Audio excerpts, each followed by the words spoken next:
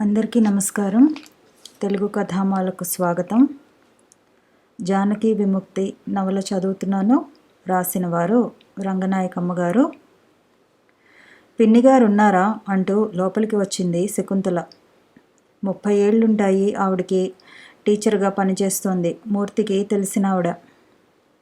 జానకిని ఒకసారి చూసిరండి అని మూర్తి చెప్తేనే వచ్చింది. చామన ఛాయగా బొద్దుగా ఉంటుంది. పెద్ద పెద్ద కళ్ళు, కలగా ఉంటుంది మొహం. వెంకట్రావు తల్లితో శకుంతలకి స్నేహం లాంటిదేమీ లేదు. 3 ఏళ్ల కిందట వీళ్ళు వాళ్ళు ఒకే చోటే అద్దెకుండేవాళ్ళు. వీళ్ళు ఇల్లు మారి ఇక్కడికి వచ్చేసిన తర్వాత ఒకసారెప్పుడో ఈ వీధిలోంచే శకుంతల రిక్షాలో పోతూ కనిపిస్తే వెంకట్రావు తల్లి శకుంతల నాపి మా ఇల్లు ఇక్కడే, రా రా అని మొహమాట పెట్టి ఆవిడ్ని రిక్షా దింపించి ఇంట్లోకి తీసుకొచ్చింది. ఆ తర్వాత ఎప్పుడో ఇంకొకసారి కూడా ఈ దారినే పోతూ వచ్చి కాసేపు కూర్చుని వెళ్ళింది.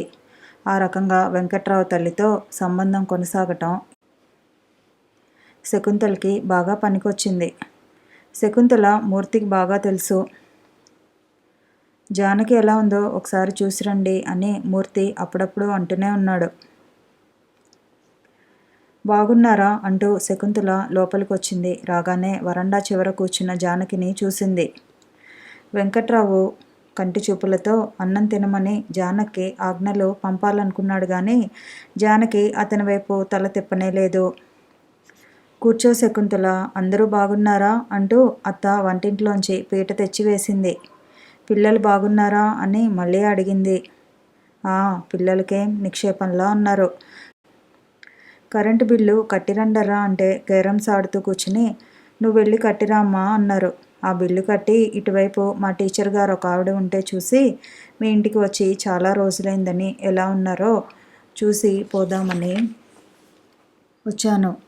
మీ కోడలా అని జానకిని చూస్తూ అడిగింది. నువ్వు ఇంతకుముందు చూడలేదుగా. చూడలేదు. పేరేమిటి? జానకి. అత్తే చెప్పింది. చక్కగా ఉంది. పిన్నిగారు, మీ కోడలు ఎంత ముద్దుగా ఉందో పేరు అంత ముద్దుగా ఉంది. అన్నం అక్కడ పెట్టారేమిటి? ఇంకా తినలేదా? అయ్యో, ఈగలు వాలుతున్నాయి, మూత పెట్టండి. కడుపులో నెప్పని అన్నం తినలేనంటోంది. 2 ముద్దలన్నా తినమని బలవంతం చేస్తున్నాను. నెల నెల ఈ నొప్పొకటి దీనికి. తిను, అదే తగ్గుతుందిలే. అన్నం తినకుండా కూర్చుంటే తగ్గుతుందా అంటూ అత్త అన్నం పళ్ళెం జానకి వైపు తోసింది. జానకి మాట్లాడకుండా పళ్ళెం తీసుకుంది. అన్నంలో చేయి పెడితే మంచుగడ్డ మీద పెట్టినట్టయింది. నిన్నటి చద్దన్నం పెట్టిందని అర్థమైంది. 2 ముద్దలు తిని మజ్జిగ పోయమంది. అత్త చిన్న గ్లాసుతో మజ్జిగ తెచ్చి అక్కడ పెట్టింది. ఆ మజ్జిగ పోసుకుని తిని జానకి భోజనం ముగించింది. వెంకట్రావు తేలిగ్గా ఊపిరి పీల్చుకున్నాడు. శకుంతల ఏవేవో విషయాలు మాట్లాడుతూ అత్తని కోడల్ని పరిశీలించి చూస్తూనే ఉంది. అత్త ఏమీ శ్రద్ధగా అన్నం పెట్టలేదని శకుంతలకు అర్థమైంది. ఆ విషయం గమనించినట్టుగా వెంకట్రావు గారికి నైట్ షిఫ్టా అని కాసేపు షిఫ్టుల గురించి మాట్లాడింది. వెంకట్రావు తన ఉద్యోగ వివరాలు అవి చెప్పి అమ్మా శకుంతల గారికి కాఫీ ఇచ్చావా అన్నాడు. అయ్యో వద్దు, నేను కాఫీ తాగను అంది శకుంతల. ఇంట్లో ఉన్న మిఠాయి పెట్టాలని అత్త చూడలేదు. శకుంతల జానకినే చూస్తూ అత్తతో డాక్టర్కి చూపించుకుందా? బెరాల్ గన్నో ఏదో వేసుకోమని చెప్తారే, మా చెల్లెలు నెల నెలా వేసుకుంటుంది. మంచి డాక్టర్కి చూపించండి, లేకపోతే ప్రతి నెల ఇబ్బంది కాదు అంది. మంచి డాక్టర్లకే చూపించుకుంది. నువ్వు వచ్చే ముందే ఏదో మాత్ర వేసుకుంది. మా వాడికి అలాంటివన్నీ శ్రద్ధే. అది మాత్రం మింగనంటుంది కానీ 4 చీవాట్లేసి మరీ మింగిస్తాడు. ఒక పిల్ల పుట్టాలమ్మా. పిల్ల పుడితే నొప్పి దానంతట అదే తగ్గుతుంది. పెళ్ళయి 2 ఏళ్ళైంది. ఏమిటో ఇంకా ఏమీ లేదు. అప్పుడే ఏం తొందర వచ్చిందిలేండి. 4 ఏళ్ళు పిల్లలు లేకుండా ఉంటేనే మంచిది. అయ్యో, మా రోజుల్లో అయితే ఏడాదిలోగా కడుపు రాకపోతే గొడ్డు మోద్దని చెవులు కొరుక్కునేవాళ్ళు. మా పిన్నత్త గారికి పెళ్ళయ్యాక 6 నెలలకు కూడా నెల తప్పలేదని మా పిన్నమామగారు 2వ పెళ్లి చేసేసుకున్నారట.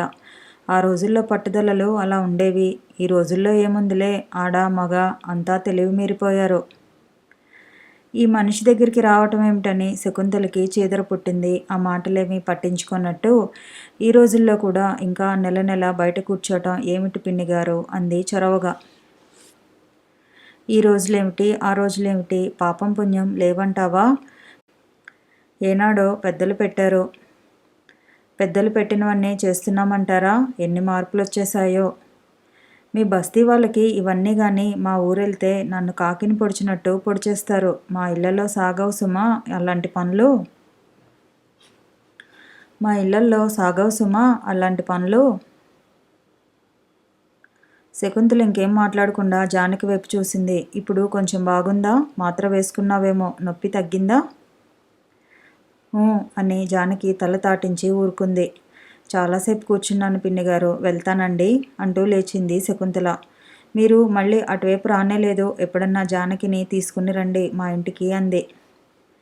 వద్దామనే అనుకున్నాను. ఏది ఇంట్లో తెమిలితేనా? అది ఇల్లు కదలదులే, ఏ పుస్తకాల్లో చదువుకుంటూ కూర్చుంటుంది.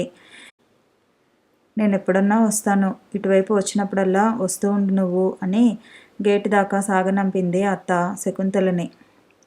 శకుంతల గారు రాకపోతే జానకి అన్నం తినేది కాదేమోని అనిపించింది వెంకట్రావుకి. బయటికి గెంటేస్తాననే బెదిరింపులు ప్రయోగించటం వెంకట్రావుకి ఎంత సంతోషదాయకమైన, ఎంత గర్వకారణమైన. జానకి స్నానం చేసి ఇంట్లోకి వస్తానని పట్టుబట్టడం ఇందాక అతనికి పెద్ద బెడదలాగా తయారైంది. శకుంతల ధర్మమా అని అది అప్పటికి సద్దుమణిగింది. జానకి మళ్ళీ ఆ సంగతి ఎత్తుతుందేమో, రాత్రికి మళ్ళీ అన్నం మానేస్తుందేమోనని సందేహం వచ్చింది. గబగబా బట్టలు వేసుకున్నాడు. పోస్ట్ అని కేక వినబడితే బయటికి పరిగెత్తాడు. అప్పటికే విశాలాక్షి లోపలికి వస్తూ పోస్ట్ మ్యాన్ దగ్గర నుంచి కవర్ అందుకుంది. వెంకట్రావు కవర్ తీసుకోబోతే మీ కాదండి జానకి అంటూనే అతని చేతికిచ్చింది. వెంకట్రావు కవర్ తీసుకుని గబగబా అడ్రస్ చూసి అది సత్యం రాసిన ఉత్తరం అని గ్రహించాడు. సత్యం రైటింగ్ని పోల్చడమే కాక సత్యం రాసే ఉత్తరాలకి ఇంకో కొండ గుర్తు ఉంటుంది. ఇంటి నెంబరు రాసి జానకి పేరు రాస్తాడంతే. వైఫ్ ఆఫ్ వెంకట్రావు అని కానీ, కేర్ ఆఫ్ వెంకట్రావు అని కానీ రాయడు. ఆఖరికి జానకి పేరు ముందు ఇంటి పేరు కూడా రాయడు. జానకి తండ్రి ఉత్తరాలు రాసే రోజుల్లో ఆ వివరాలన్నీ రాసేవాడు. వెంకట్రావు ఇంటి పేరుని జానకి పేరు ముందు పెట్టి రాసేవాడు. రెండో లైన్లో తప్పకుండా వైఫ్ ఆఫ్ వెంకట్రావు గారు అని రాసేవాడు. ఆ అడ్రస్ చూస్తే వెంకట్రావుకి పెద్ద పదవి దొరికినట్టుండేది. సత్యం ఎప్పుడు ఉత్తరం రాసినా ఆ పద్ధతి లేదు. అదే ఒళ్ళు మంట వెంకట్రావుకి. ఒకసారి వెంకట్రావు జానకితో అన్నాడు కూడా ఇదివరకు, అడ్రస్ ఇలా రాస్తాడేమిటి మీ అన్న, ఇంటి పేరు కూడా లేకుండా రాస్తాడు, ఉత్తరం అందకపోతే అన్నాడు గొప్ప పాయింట్ తీసినట్టు. అందుతూనే ఉన్నాయిగా అంది జానకి. రేపు ఎప్పుడన్నా అందకపోతే?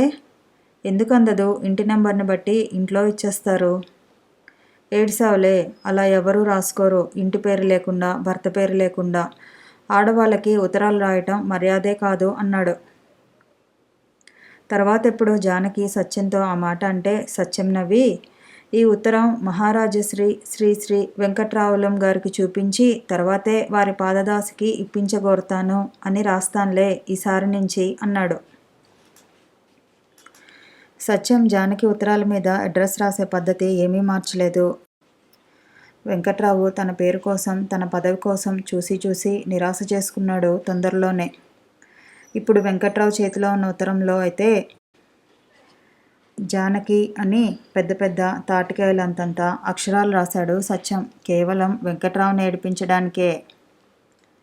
వెంకట్రావు ఇంటి నెంబర్తో నెలకి 10 ఉత్తరాలు వస్తే అందులో 8 ఉత్తరాలు జానక్కే ఉంటాయి. జానకి ఉత్తరం వచ్చినప్పుడల్లా వెంకట్రావుకి పెద్ద అవమానమే.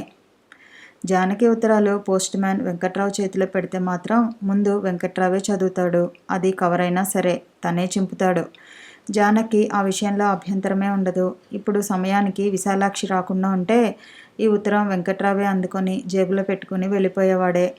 సత్యం జానకి ఏం బోధిస్తున్నాడో తెలుసుకోవాలని మహా ఇదిగా ఉంది అతనికి. పైగా ఈ ఉత్తరం కిలో బరువు ఉంది.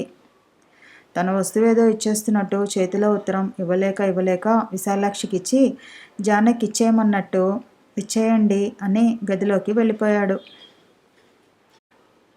10 నిమిషాల సేపు అద్దాన్ని అన్ని కోణాల్లోకి తిప్పి తలదూవుకొని మొహానికి స్నో రాసి పౌడర్ అద్ది జానకి ఉతికి ఇస్త్రీ చేసి పెట్టిన రుమాలు జేబులో పెట్టుకుని చివరిసారి మళ్ళీ అద్దంలో చూసుకొని అమ్మా నేను వెళ్తున్నాను అని బూట్లు వేసుకుని గేటు దాకా వెళ్ళాడు.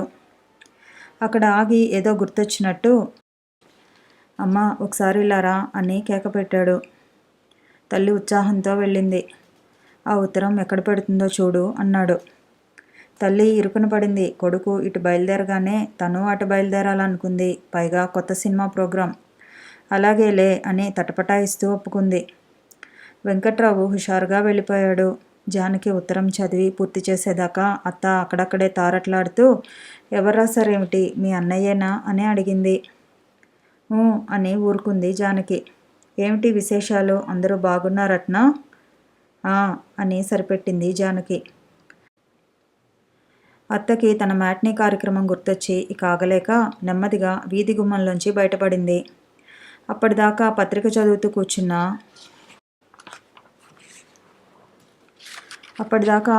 చదువుతూ కూర్చున్న విశాలాక్షి పత్రిక మూసి మీ అన్నయ్య రాశాడా అని అడిగింది. పెద్ద ఆపదలోంచి బయటపడి ఆ ఆపదని తలుచుకొని హడలిపోతున్నట్టుగా కూర్చుంది జానకి. మా అన్నయ్య ఏవీ అర్థం చేసుకోడు అంది దిగాలుగా. ఏం రాశాడు? ఉత్తరం విశాలాక్షికి అందించింది. మీ అన్నయ్య ఉత్తరాలు సరదాగా ఉంటాయే అంటూ విశాలాక్షి ఉత్తరం విప్పింది. జానకి, నీ తారీఖు లేని ఉత్తరం. ఉత్తరాల్లో తారీఖులు వేయటం మర్చిపోతావెందుకు? లేకపోతే తారీఖులు పట్టింపు లేనంతగా కాలాతీతంగా ఆలోచిస్తున్నావా? మైదానం చదివావా మొదట? దానిమీద ఇంకా పెద్ద ఉత్తరం రాస్తావనుకున్నానే. అంత తక్కువ రాసావేం? అందులో చాలా విషయాలు బాగున్నాయన్నావు. అవేమిటో వివరంగా ఎందుకు రాయలేదు? నీకు నచ్చని విషయాలు ఏమిటో కూడా ఇంకా వివరంగా రాస్తే బాగుండేది. ఈసారి తప్పకుండా రాయి. నువ్వు ఇంకా చదవని పుస్తకం మీదైతే నా అభిప్రాయం చెప్పకూడదు, కానీ నువ్వు చదివేసిన పుస్తకం మీద చెప్పొచ్చు. మైదానంలో నాకు కొన్ని విషయాలు నచ్చలేదు. ముఖ్యంగా అమీర్ ప్రేమలో అలాంటి మార్పు రావటం, కొన్ని చోట్ల అతని ప్రవర్తన కూడా నచ్చలేదు. కానీ ఆ పుస్తకంలో ఉన్న మంచి విషయాల ముందు అది ఒక సమస్య అనిపించదు నాకు. ఎన్నెన్ని కొత్త భావాలో, ఎంత సునిశితమైన తర్కమో, ఎంత అత్యద్భుతమైన ప్రకృతి వర్ణనలో. నీ ఉత్తరంలో ఒక్క వాక్యం నన్నెంత ఆనందపరిచిందో. ఈ పుస్తకంలో మాటలు ఎంతో కొత్తగా అనిపించాయని రాశావు. నిజంగా మైదానంలో చాలా భావాలు ఈనాటి సంఘానికి కూడా ఇంకా కొత్తవే. మొదటి నుంచి దాని శక్తి అదే. 1927లో రాసిన పుస్తకంలో భావాలెన్నో దాదాపు 50 ఏళ్ల నాటికి ఇంకా కొత్తగా కనిపిస్తున్నాయంటే దాని అర్థమేమిటి? ఆ పుస్తకంలో చిత్రించిన రకం సంసారాలు ఈనాటికి మారలేదనేగా. భార్యాభర్తలు ఈనాటికి ఆ సంసారంలో ఉన్నట్టు ఉన్నారనేగా. ఈ సంసారాల్లో వెలితి లేదు, కపటత్వం లేదు, దుఃఖం లేదు, అంతా హాయి ఉంది అనే వాళ్ళకి ఈ పుస్తకంలోనే కాదు, ఎంత విప్లవకరమైన పుస్తకాల్లో కూడా ఏమీ కొత్తదనం కనబడదు. అసలు వాళ్ళకి కొత్తగా కావాల్సింది ఏమీ ఉండదు. అంతా ఇప్పుడు ఎలా ఉందో అలా ఉండటమే వాళ్ళకు బాగుంటుంది. నీ ఆలోచనలు అలా లేనందుకు నాకు సంతోషం వేసింది. మైదానం నీకు కొత్త ఆలోచనలు ఇచ్చిందంటే ఆ పుస్తకం ఎలాంటిదో నేను మళ్ళీ ఇంకోసారి అర్థం చేసుకున్నాను. ఒక పుస్తకంలో భావాలన్నీ మనకు ఇంతకు పూర్వమే తెలిసినవైతే దాని నుంచి ఇప్పుడు కొత్తగా నేర్చుకోవాల్సింది ఏమీ లేకపోతే ఆ పుస్తకం అవుట్ ఆఫ్ డేట్ అయిపోయినట్టే. అది కాలగర్భంలో కలిసిపోయినట్టే. పుస్తకం పాతది అయిపోవటం అనేది దాన్ని రాసి చాలా కాలం అవటాన్ని బట్టి, దాని కాగితాలు మాసిపోవటాన్ని బట్టి కాదు, మన పరిస్థితులను బట్టి. మనం పరిశీలించి చూసుకునే తెలివిని, శక్తిని ఇచ్చే పుస్తకం ఎంత పాతదైనా ఇంకా కొత్తదే, ఇంకా మనకు అవసరమైనదే. చలం సాహిత్యం 50 ఏళ్ల నాటిదైనా ఈనాటికి దాని నుంచి మనం ఎంతో నేర్చుకోవాలని నా అభిప్రాయం. అంత సజీవమైన లక్షణాలున్నాయి దానికి. కథావస్తువులు నచ్చటం నచ్చకపోవటం అన్నది అంత ప్రధాన విషయం కాదు. నిజానికి కథావస్తువుల్లో చాలా చోట్ల తప్పులున్నాయనిపిస్తుంది నాకు. కానీ సాంఘిక పరిస్థితులపై చలం చేసిన నిశితమైన విమర్శలు, ఆయన చూపిన తీవ్రమైన నిరసన, ఇవి చాలు ఆ సాహిత్యాన్ని మనం కళ్ళకద్దుకోవటానికి. చలం గురించి నేను నీకు ఇలా నూరిపోస్తున్నానని మూర్తి కేకలేస్తాడేమో. నిజమే, ఉత్సాహంలో హద్దులు దాటిపోయాను. నా అభిప్రాయాలే నీ అభిప్రాయాలుగా చేసుకోవద్దు. నీ దృష్టితో నువ్వు చదువు. నీకు నచ్చితే నచ్చుతుంది, లేకపోతే లేదు. సొంతంగా ఆలోచించాలని ఎప్పుడూ చెప్తూనే ఉన్నాను నీకు. మగవాళ్ళని పరీక్షించడానికి నాకో పెద్ద బండ గుర్తుంది. చలం పేరు వింటే వాళ్ళు చక్కగా చిరునవ్వు నవ్వుతారా, కొరకొరలాడతారా? అదొక్కటే నేను నిర్వహించే పరీక్ష. ఈ పరీక్ష మీద నీకు కూడా నమ్మకం ఉంటేనే అనుకో, నీకేమన్నా ఉపయోగపడుతుంది. విశాలాక్షి గారు వచ్చేసారని రాశావు. ఆవిడకి పుస్తకాలు చదివే అలవాటుందా? లేకపోతే అలవాటు చెయ్యి. నీ దగ్గర ఉన్న పుస్తకాలన్నీ చదువు, శ్రద్ధగా చదువు. అందులో నేర్చుకోదగ్గ విషయాలు ఏమైనా ఉంటే నేర్చుకో, లేకపోతే వదిలేయి. ఏది నేర్చుకోవాలి, ఏది వదిలేయాలి అనేది పెద్ద ప్రశ్న కాదు. నీ జ్ఞానాన్ని బట్టి నీకు అది తెలుస్తుంది. అన్నట్టు నీ పరీక్షల చదువు ఎలా సాగుతోంది? పరీక్షల సంగతి బాగా గుర్తుపెట్టుకో, అశ్రద్ధ చేయకు. అమ్మ బాగుంది. ఈ మధ్య ఇంట్లో పనులన్నీ అమ్మే ఎక్కువగా చేసుకుంటోంది. నేను ఏమాత్రం టైం ఉన్నా కమ్యూనిస్టు పుస్తకాలు చదవటానికి ప్రయత్నిస్తున్నాను. దాని మీద నీకు పెద్ద ఉపన్యాసం ఇచ్చేవాడినే కానీ ఇంతవరకు అందులో ఒక్క ముక్క కూడా కొరకడు పడలేదు నాకు. శాంత, నేను, ప్రభాకర్ కలిసి ఇప్పటికీ ఒక పేజీ మీద చర్చలు జరిపాము. 2 గంటల తర్వాత ఎవరికి ఏమీ అర్థం కాలేదని తేలింది. ఇంకా ఏమిటి విశేషాలు? నీకో విషయం రాయనా వద్దా అని 10 నిమిషాల నుంచి ఆలోచిస్తున్నాను. నిన్న సాయంత్రం నేను సిటీ బస్సులో వస్తుంటే ఒక సంఘటన జరిగింది. ఒక భర్త భార్య పక్కన ఆడవాళ్ళ సీట్లో కూర్చుని ఉన్నాడు. ఇంకో భర్త భార్యతో బస్సులోకి వచ్చాడు. రాగానే కొత్త భర్త పాత భర్తని గుర్రుగా చూశాడు, లేవమన్నట్టు. పాత భర్త పోరా అన్నట్టు తల ఎగరేసి అలాగే కూర్చున్నాడు. ఇద్దరికీ పంతాలొచ్చాయి. ఎవడి భార్య ముందు వాడు గొప్పతనం ప్రదర్శించాలిగా మరి. కూర్చుని వాణ్ణి లేవగొట్టి తన వీరత్వం ప్రదర్శించాలనుకున్నాడు కొత్తవాడు. కూర్చున్న చోటు వదలకుండా తన శూరత్వం ప్రదర్శించాలనుకున్నాడు పాతవాడు. ఒకరిని ఒకడు గుర్రున చూసుకున్నారు. ఇద్దరు నెమ్మదిగా వాదోపవాదాల్లోకి దిగి ఖయ్యి ఖయ్యమని కుక్కల్లాగా పోట్లాడుకున్నారు. కాదు, భర్తల్లాగా పోట్లాడుకున్నారు. నీ అంతు చూస్తానన్నాడు వాడు, నీ అంతే చూస్తానన్నాడు వీడు. వెనకాల ఆ పిచ్చి భార్యలు భర్తల్ని శాంతపరచడానికి ఊరుకోండి అని బతిమాలి బామాలి తంటాలు పడుతున్నారు. పాత భార్యకి చేతుల్లో చంటి పిల్లాడు, కొత్త భార్యకి కాళ్ళ దగ్గర 3 పిల్లలు. కొత్త భార్య కొంచెం చొరవగా ఊరుకోండి, పోట్లాటలెందుకు, ఆయన లేవకపోతే ఏమైంది, నేను నుంచుంటాగా అంటోంది. కొత్త భర్త పాత భర్త మీద కలబడబోతే కొత్త భార్య అడ్డం పడి ఇద్దరినీ విడదీయబోయింది.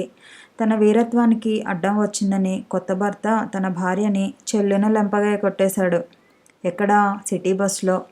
మళ్ళీ నెత్తి మీద గబగబా 2 దెబ్బలు కొట్టాడు. ఏయ్, ఆడమనిషిని అట్లా కొడతావేం అని ఒక కుర్రాడు పోట్లాటకి దిగాడు. విష్, నోరు మూసుకో అని కొత్త భర్త చూపుడు వేలు అతని వైపు చూపి, ఇది నీ వ్యవహారం కాదు అన్నట్టు గుడ్లు ఎర్రజేశాడు. ఆ కుర్రాడు చేదరించుకొని ఏం చేయలేక మాట్లాడకుండా ఊరుకున్నాడు. అంతలో బస్సు ఆగితే కొత్త భర్త పిల్లలు దిగిపోయారు. వాళ్ళ వెనకాలే కొత్త భార్య దిగింది. వాడితో వెళ్ళకండి అని నా ఆత్మ గావు కేకలేసింది కానీ ఆవిడ వినిపించుకోకుండా బస్సు దిగి వెళ్ళిపోయింది వాడితోనే. కనీసం ఆవిడ అక్కడ దిగకుండా పై స్టాప్లో దిగి వెనక్కి నడిచి వెళ్ళినా నా ఆత్మ సంతోషించేది. వాడు ఇంటికి వెళ్ళిన తర్వాత ఇంకా రాద్ధాంతం చేసి ఉంటాడు. ఈ పాతవాడు మాత్రం ఇంటికి వెళ్ళగానే ఏదో వంకబెట్టి భార్యని లెంపకాయలు వేసే ఉంటాడు. ఎందుకంటే వాడు కూడా భర్తే కనుక. తేలు కుడుతుంది, పాము కరుస్తుంది, భర్త పీడిస్తాడు. పురుషుడు కాదు సుమా, భర్త. భార్య అనే బానిసకు యజమాని అయిన భర్త. ప్రతి భర్త పురుషుడే గాని ప్రతి పురుషుడు భర్త కాడు. భర్త అయినవాడు మాత్రం ఎల్లవేళలా పీడిస్తాడు భార్యని. తేళ్లు కుడతాయని, పాములు కరుస్తాయని గ్రహించిన మానవులు వాటిని కనబడగానే చంపేయటం నేర్చుకున్నారు కానీ ఈ భార్యలు మాత్రం భర్తల పీడింపుల్ని ఇంకా గ్రహించుకోలేదు. అది సంగతి. ఏమంటావు? మరి ఉంటానిప్పటికీ, అన్నయ్య. కథ కొనసాగుతుంది. మళ్ళీ కలుసుకుందాము. ఈ వీడియో నచ్చితే లైక్ చేయండి, షేర్ చేయండి, కామెంట్ చేయండి, ఛానల్ని సబ్స్క్రైబ్ చేయండి.